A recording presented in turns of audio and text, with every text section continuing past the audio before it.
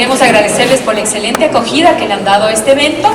No perdamos más tiempo y quiero dejarles con el economista Fausto Ortiz de la academia.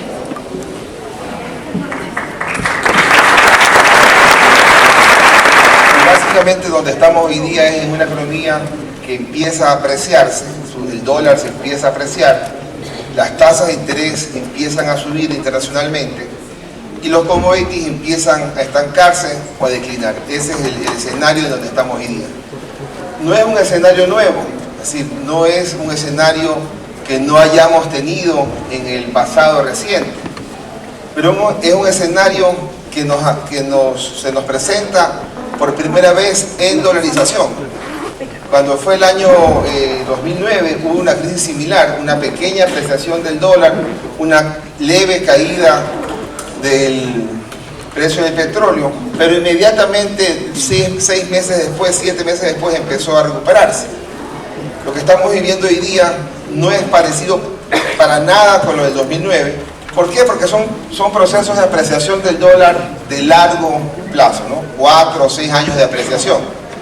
Y en esa línea hay que estar claros. Cuando en el año 80 la moneda se apreció por un periodo largo y la tasa de interés internacional subió muy fuertemente, como país, no solo Ecuador, sino muchos países de la región, sobre todo latinoamericanos, empezaron a tener problemas de endeudamiento, porque los países fueron con un proceso de endeudamiento agresivo y luego no pudieron pagar sus deudas. Y el caso más sonado quizás es el efecto tequila en México, y que también por ahí teníamos deuda ecuatoriana y arrancó con algún default. Pero en los 80 hubo un problema que sería importante que no repitamos en este nuevo empezar de moneda apreciada. ¿Cuál fue el problema en los 80? Las empresas ecuatorianas se endeudaron con dólares que otorgaba el extranjero, ¿no? Uno se acuerda de alguna forma la plata que llegaba acá, y cuando la moneda nuestra, el sucre, empezó a subir su valor, a devaluarse, entonces terminamos como país teniendo que sucretizar las deudas de las empresas que habían tomado un sobreendeudamiento en dólares.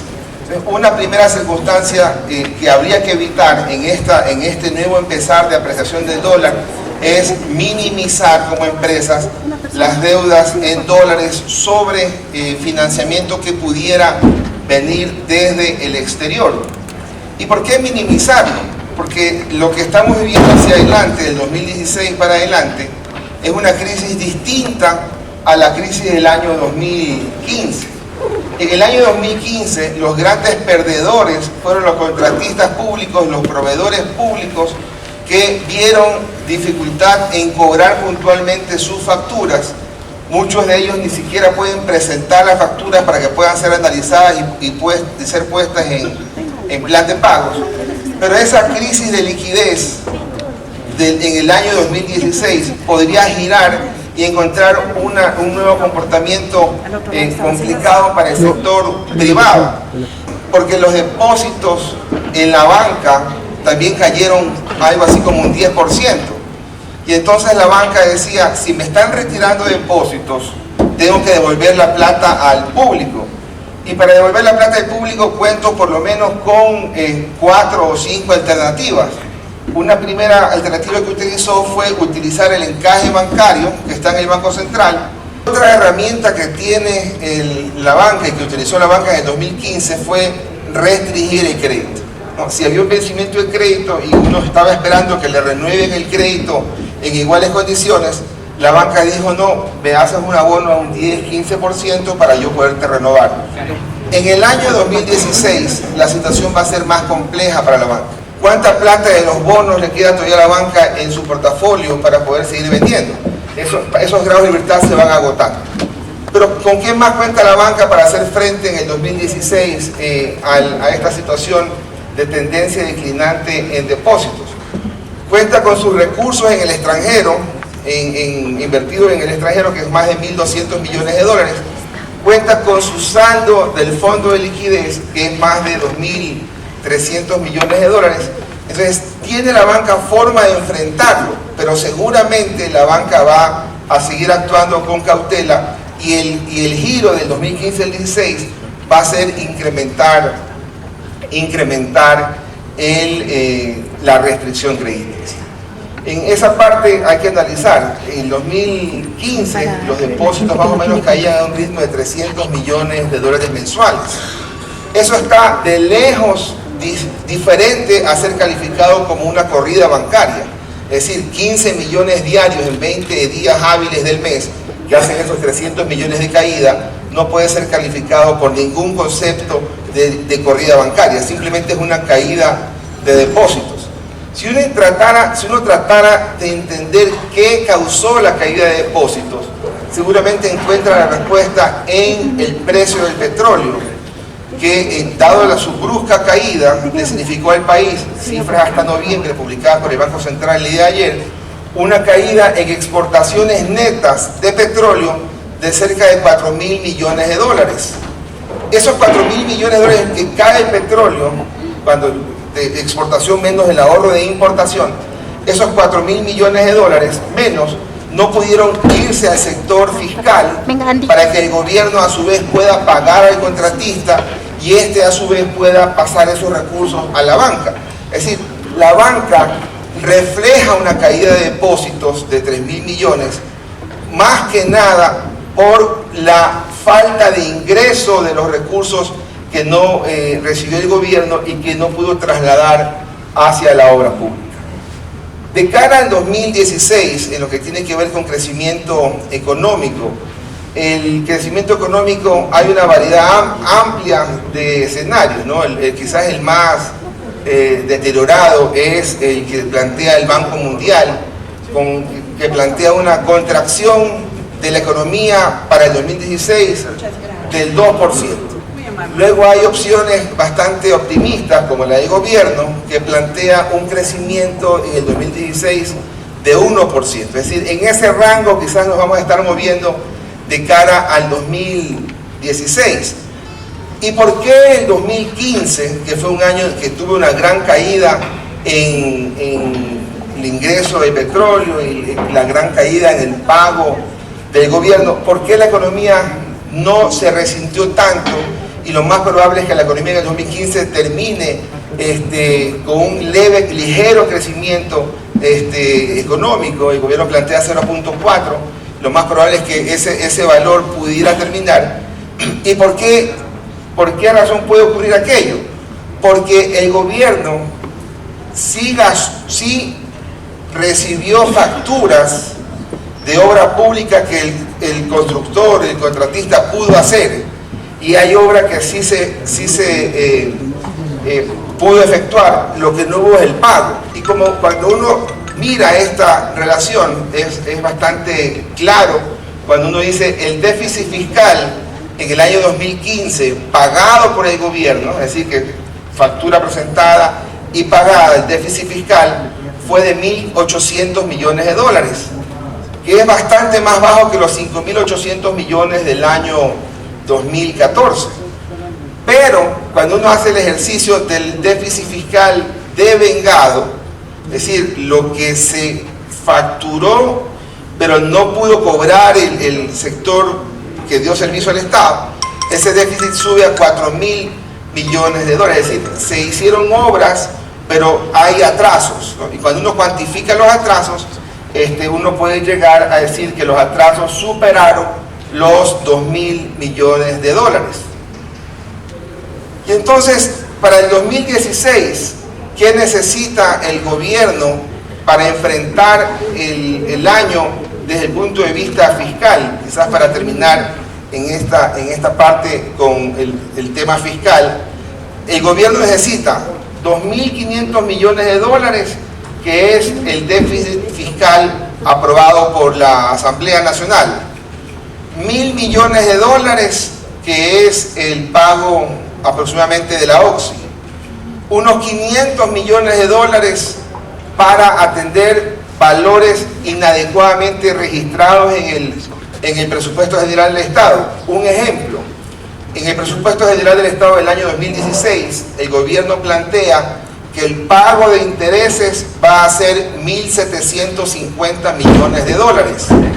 El año 2015 ya el gasto por intereses fue 1.764, es decir, ya el año 2015 se pagó más de lo que el gobierno presupuestó para el año 2016 y sin considerar el incremento de cerca de 3.000 millones de dólares en endeudamiento, es decir, por ahí esos 3.000 millones de dólares en endeudamiento que ocurre en el año 2015 a una tasa del 7% de interés en promedio, estamos diciendo que hay cerca de 200 millones de dólares que seguramente tendrán que reflejarse en el 2016 en la forma de intereses.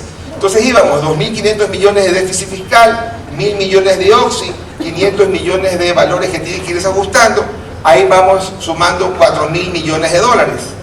A esos 4.000 millones de dólares de necesidad de financiamiento habría que agregarle los pasivos circulantes, los atrasos presentados por el fisco en forma de facturas ya recibidas, que el gobierno cuando hizo la proforma decía que iban a ser 1.558 millones de dólares, pero en realidad podrían ser más de 2.500 millones de dólares.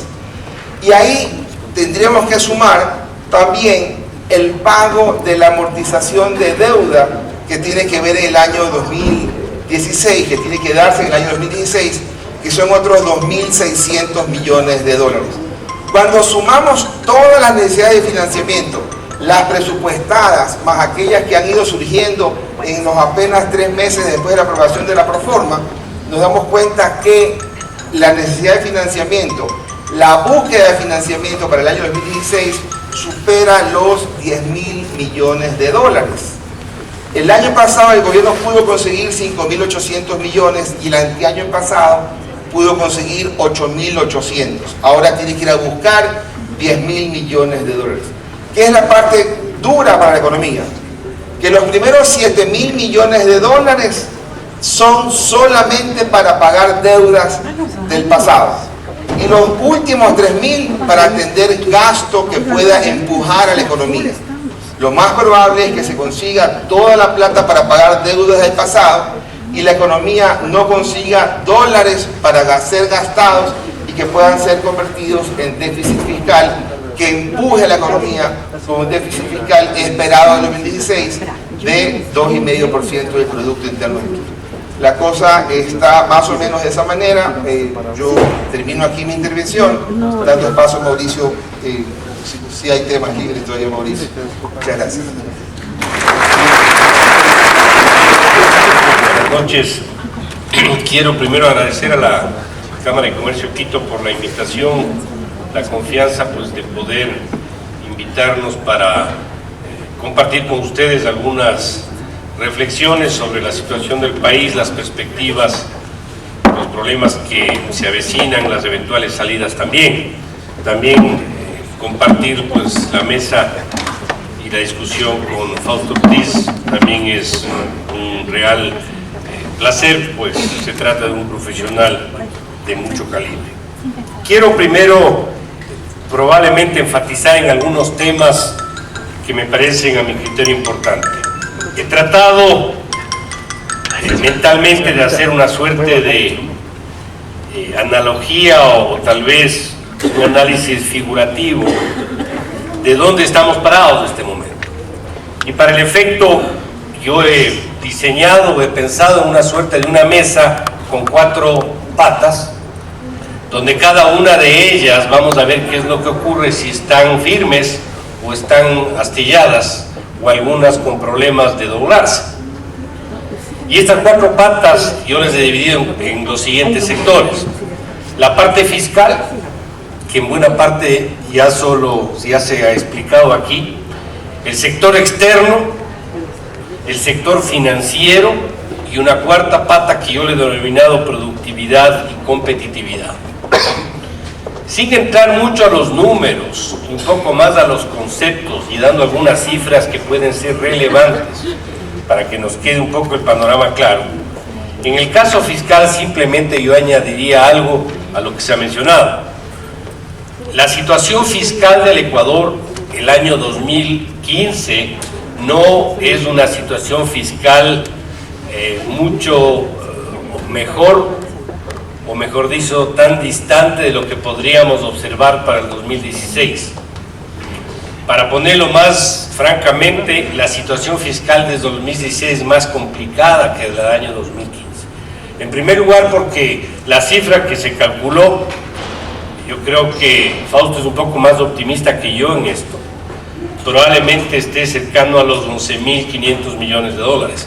Es lo que va a requerir el gobierno levantar para poder financiar el déficit fiscal del año 2016, los atrasos del año 2016, lo que no estaba previsto para el año y algunos factores que se empezaron a presentar que a las pocas semanas ya se vuelven un problema.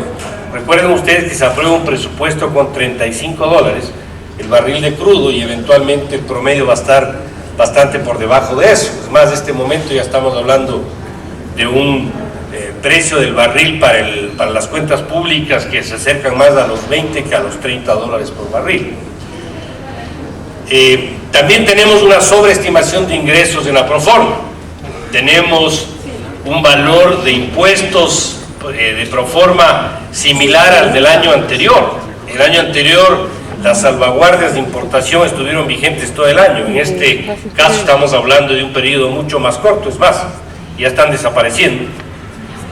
Hay la ley de amnistía tributaria que estuvo el año pasado presente y que no va a estar este año.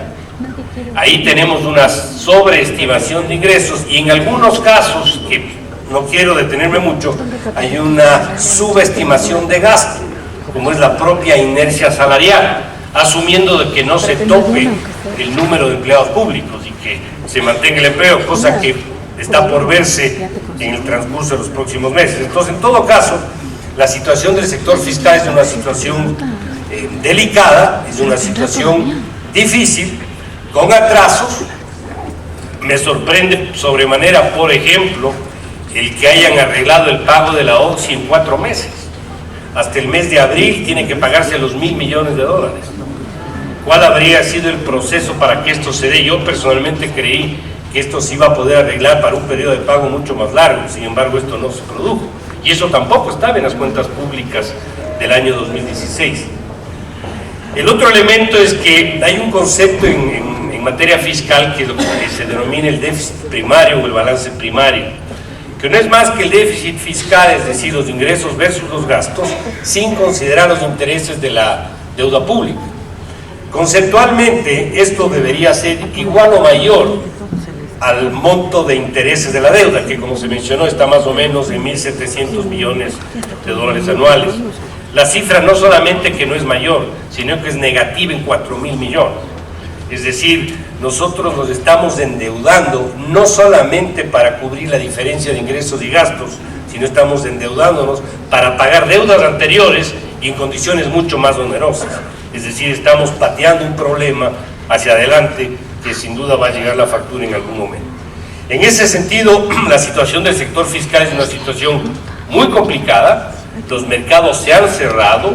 El riesgo país del Ecuador, a pesar de haber pagado los intereses de los bonos, no los intereses, sino el pago de los bonos por 650 millones en diciembre, no produjo una reducción, más bien subió por una serie de elementos adicionales, como es la dificultad de financiar hacia adelante por el bajo precio del petróleo y por que la situación fiscal se lo ve.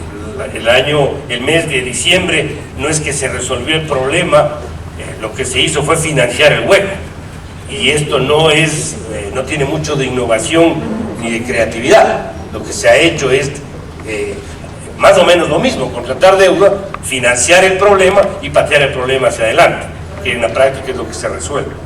Entonces, un poco a lo que iba es, esta realidad hace que con un riesgo país más alto, con un precio del petróleo que no se ve horizonte de mejora o de recuperación, probablemente vamos a terminar con un nivel de reducción significativa de lo que es gasto de inversión y de obra pública por parte del gobierno.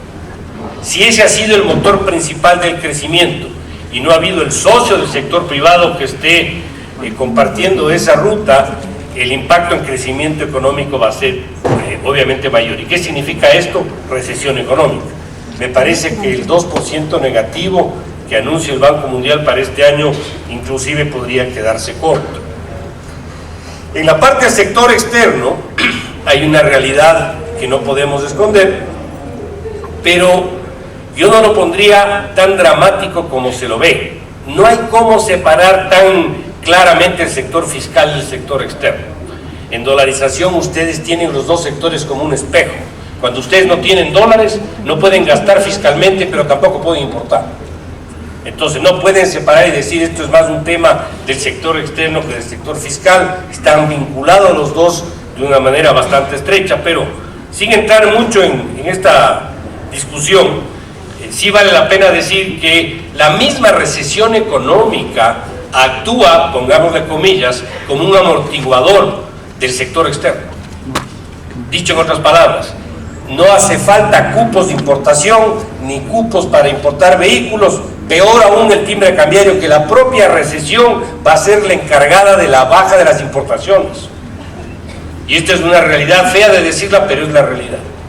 La asociación entre importaciones y crecimiento económico es muy cercana. Las importaciones bajan no solamente porque yo pongo cupos, sino porque nadie quiere importar porque no pueden vender. Entonces la recesión va a actuar como amortiguador del propio proceso de ajuste del sector externo, pero obviamente con el costo de la actividad económica interna. Entonces ahí tenemos una situación, como digo, complicada desde el punto de vista del comercio, que no se va a arreglar ni con más restricciones, peor aún con iniciativas que a mi criterio demandan una serie de requisitos que no se van a poder sellar ni se van a poder cumplir. Me refiero al famoso timbre cambiario. Eso va a demandar la disolución del impuesto al 5% a la salida de capitales, la baja de aranceles, el ordenamiento del sector fiscal, que son condiciones que lo más probable es que estas no se produzcan en el año, y por lo tanto estamos abriendo un canal peligroso de uso de divisas de comercio exterior para poder atender la hambruna fiscal que se tiene en este momento y el problema de liquidez. Ya voy a explicar un poco en la parte financiera algo más para que se entienda y se ilustre en dónde estamos. La cifra de inversión extranjera hasta el tercer trimestre es una cifra que suma en el agregado algo más de 500 millones, lo que significa que el año 2015 vamos a tener, una cifra de inversión extranjera muy similar a la de años anteriores, es decir, no hemos mejorado ahí. Tenemos un desequilibrio que ya mencioné, las remesas han caído por temas mucho más de factores externos que internos, y eso hace pues que el sector externo esté en una situación complicada, pero como digo, la recesión económica se encarga de arreglar en parte el proceso que se está presentando. La tercera parte de la mesa es el sector financiero. Entre enero y diciembre del año pasado, es decir, todo el año 2015, la caída de depósitos es de aproximadamente 3.600 millones de dólares. Esto representa alrededor del 13% de los depósitos totales. Es correcto el que no ha sido una caída libre, ha sido más o menos regular en los meses. El gran problema de eso es que el proceso puede engatillarse por alguna señal que no se la vea clara, y ahí sí se acelera el proceso. ¿Hasta dónde puede ajustarse el sector financiero?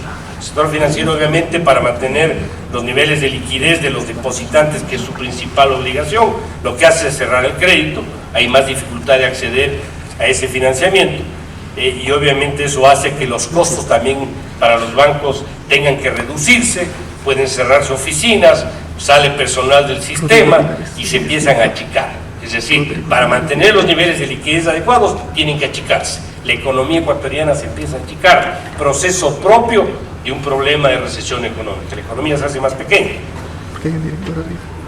el crédito se reduce, hay menos capacidad, como digo, de financiamiento, y en esta situación la iliquidez del sector fiscal hace que con cifras al 8 de enero de este año ya sino veamos con más claridad la liquidez en el Banco Central.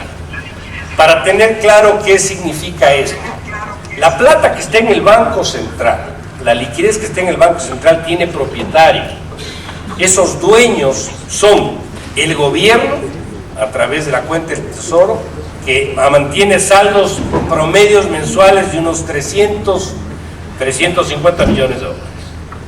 Los bancos privados y públicos, que son los que la mayor proporción de depósitos mantiene, en promedio ha ido variando, pero hablemos de alrededor de unos 2.500 millones de dólares.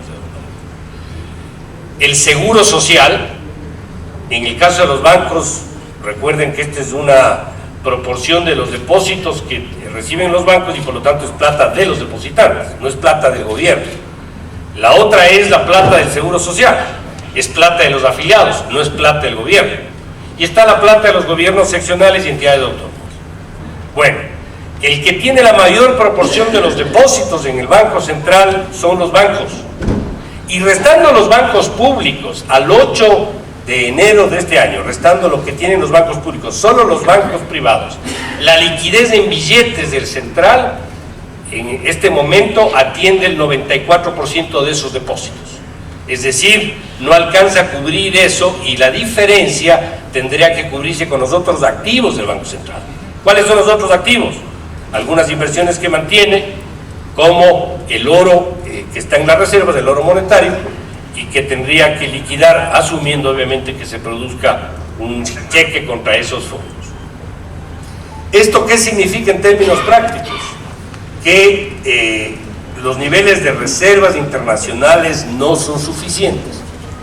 Y no son suficientes porque, en primer lugar, los 3.000 millones que son de saldo al 8 de enero representan aproximadamente, yo diría, el 12, el 13% de los depósitos totales del sistema financiero, un poco más.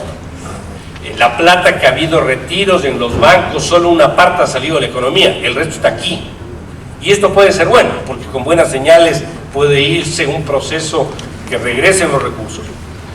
Y esto hace ver que, en definitiva, el problema de liquidez para el fisco, que mantiene su plata en el Banco Central, sea realmente una situación complicada. El resto de recursos que están ahí son recursos de las entidades públicas y del propio gobierno.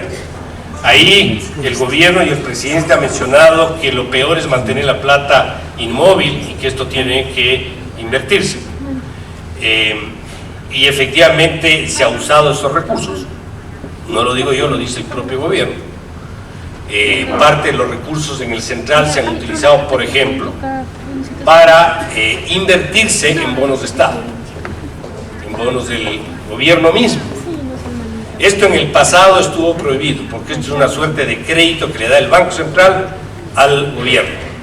La ley nueva, el Código Monetario ya lo permite, pero eso no quiere decir que esté bien. Los bancos centrales no son bancos de crédito, son bancos que deben buscar la estabilidad y precautelar el sistema del tipo de cambio. En este caso, el Banco Central, el momento en que está comprando bonos de Estado, se le está dando la facultad de un prestamista del gobierno, y este no es el rol de ningún banco central en ninguna parte del mundo. Podría actuar sí en última instancia por problemas bancarios, pero no por problemas de generación de recursos para el sector público, pero en este caso para el gobierno. Y asimismo, el Banco Central está emitiendo papeles, está emitiendo los TBC que se llaman, los títulos del Banco Central, para que los que tienen acreencias, los que son deudores del fisco en temas impositivos, puedan utilizar estos papeles, reciben los papeles y con eso pagan los impuestos. Como entenderán, este es una suerte de círculo contable, que se anulan las deudas, y eso me preocupa menos. Lo que más me preocupa es contra qué el Banco Central está emitiendo sus papeles, porque el SRI, que es el que recibe los papeles, cuando esos papeles venzan, tiene que acercarse al Banco Central y decirle, señores, tome el papel y deme la plata. Quiero decir, contra qué plata, contra qué liquidez se emitieron esos papeles, y contra qué liquidez se emitieron también los otros documentos. Esto hace ver en ese sentido que el problema de liquidez sea una realidad, no es una ficción, y que tengamos en esta pata ilustrativa, en esta mesa ilustrativa de 3 patas, ya 3 con los problemas que acabo de mencionar. Y el 4 es productividad y competitividad. No quiero alargarme mucho, simplemente decirles que el costo de vida en el Ecuador ha subido mucho. Los salarios están por encima de la productividad.